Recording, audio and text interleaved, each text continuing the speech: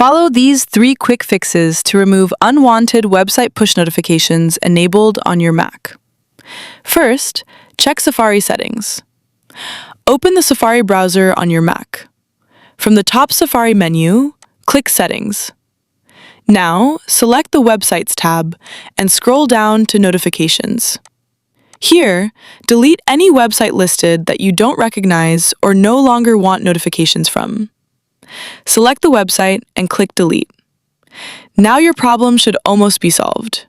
If not, then check your Mac notification settings. Click the Apple logo and open System Settings. Scroll down to Notifications and turn off notification alerts for the website or app installed on your Mac. If you see a suspicious website app, simply turn off the toggle and that's it. Next, check the Notification Center and verify which app or website is sending notifications in bulk. If the issue is still not fixed, then check for a subscribe calendar virus on your Mac. Go to Internet Accounts and review all accounts added to your Mac.